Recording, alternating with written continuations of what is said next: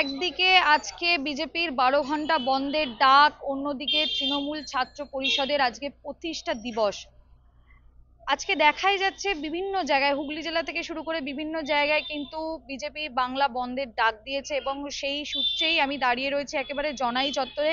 সেখানে দেখাই যাচ্ছে যে বিজেপি যারা নেতৃত্ববৃন্দ থেকে শুরু করে যারা সাধারণ যারা আর কি সাপোর্টার রয়েছে তারা সকলেই কিন্তু এখানে জড়ো হয়ে কিন্তু বন্ধের একটা রাস্তাঘাট অবরোধের তারা চেষ্টা করছে। কিছুক্ষণ আগেই আমরা দেখতে পাচ্ছিলাম যে ডানকুনি রেল স্টেশন, সেখানে রেল লাইনটা তারাও কিন্তু সেটা অবরোধ করার, ট্রেনটা অবরোধ করার চেষ্টা করেছে। তারপরেই কিন্তু যে ডানকুনি থেকে শুরু করে গড়লগাছা যে বাজার রয়েছে সেখানেও কিন্তু অবরোধ করার চেষ্টা করছে।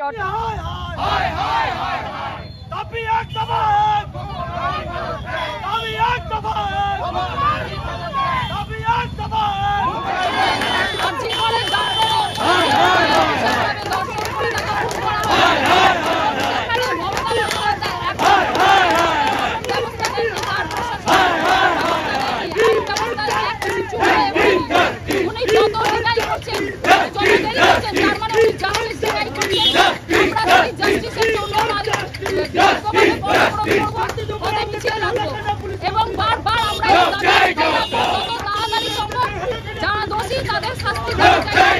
এখানে পুলিশ প্রশাসন পর্যন্ত তার সাথে হাত মিলিয়ে চলছে।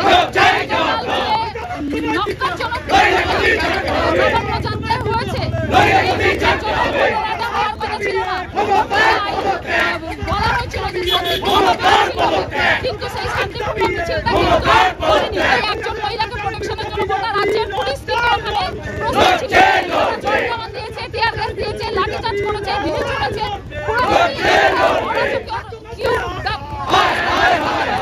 সেই জায়গায় একটা জীবনদান করেন, তার প্রোটেকশনের জন্য একজনও ছিল না। তাদের কোন রকম শাস্তির দাবি শুধু নাটক করতে একটা তাও উনি ভুল বলেছিলেন, তার শাস্তি চাই। উনি কিন্তু বলেননি দোষীদের শাস্তি চাই। আমরা এই মুহূর্তে মমতা বন্দ্যোপাধ্যায় পদত্যাগ চাই আর আমাদের এই আইন ব্যবস্থা ওই দোষীদের তাদের তাড়াতাড়ি বিচার চাই। যত দেরি করবে বিচার ব্যবস্থা আমাদের কাছে এইভাবেই আগুন জ্বলবে। আচ্ছা, আজকের এটার কারণ কি?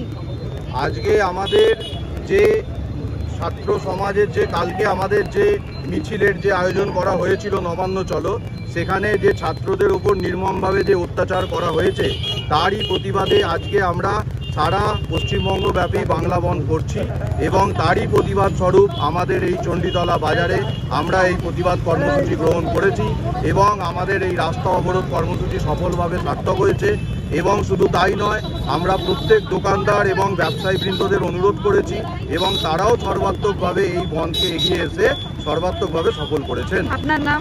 নবেন্দু চ্যাটার্জি, চণ্ডীতলা মণ্ডলের সভাপতি। আমরা এটা গতকাল যে ছাত্রদের উপর যে কলকাতায় নবান্ন ফেরা অভিযানে শান্তিপূর্ণ, এখানে সুপ্রিম কোর্ট হাইকোর্ট যেখানে বলেছে শান্তিপূর্ণ আন্দোলন কোনোদিন বন্ধ করা যায় না, সেই আন্দোলনের ওপর জলকামান টিয়ার গ্যাস করে 500-এর ওপর ছাত্রছাত্রীকে অ্যারেস্ট করে হাজার খানেকের ওপর মানুষ অসুস্থকে যে নক্কারজনক ঘটনা ঘটিয়েছে। আজকে সেই ছাত্র সমাজে উনি গিয়ে কি বলবেন আমরা দীর্ঘ অপেক্ষা করে আছি। যে ছাত্ররা গতকাল যে ছাত্র সমাজ যে পথে নেমেছিল যে দাবিতে, সেই দাবি উনি আজকে উত্থাপন করবেন কি? ইনি তো কিছুদিন আগে তো আমি দেখেছেন বেরিয়েছিল যে রাবণ সীতাহরণের বিচার করছে। Mamata Banerjee chief minister, health minister আর হচ্ছে পুলিশ মন্ত্রী, উনি বিচার চাইতে বেরিয়েছেন, বলছেন নির্যাতিতাকে ফাঁসি দিতে হবে। আপনারা বিভিন্ন প্রেসে দেখেছেন। কিন্তু দুঃখের হলো সত্যি যে এটা উনি খুব দায়িত্ব নিয়ে এটাকে আড়াল করার চেষ্টা করছে, প্রমাণ লোপাট করেছে।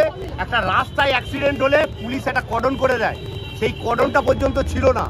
ঠিক আছে, আজকে সিবিআই সেন্ট্রাল ইনভেস্টিগেশন ব্যুরো এসেছে, তারা সেখানে পুরোপুরি ব্যর্থ হচ্ছে, পুরো ধোঁয়াশা হয়ে যাচ্ছে যে কোনো রকম প্রমাণ ছাড়া এখানে। আমার নাম স্বপন ঘোষ, চণ্ডীতলা মণ্ডল মেম্বার। কথা বললাম বিজেপি সমর্থকদের সাথে, বিজেপি নেতৃত্ববৃন্দদের সাথে, তাদের কথায় একটাই জিনিস স্পষ্ট, সেটা হলো দাবি এক, দফা এক, মুখ্যমন্ত্রীর পদত্যাগ। অর্থাৎ মুখ্যমন্ত্রী মমতা বন্দ্যোপাধ্যায়ের এই যে আরজিকর মেডিকেল কলেজের তরুণী চিকিৎসককে নৃশংসভাবে হত্যা করা হয়েছে, সে তার যে একটা সলিউশন, অর্থাৎ জাস্টিস কবে পাবে?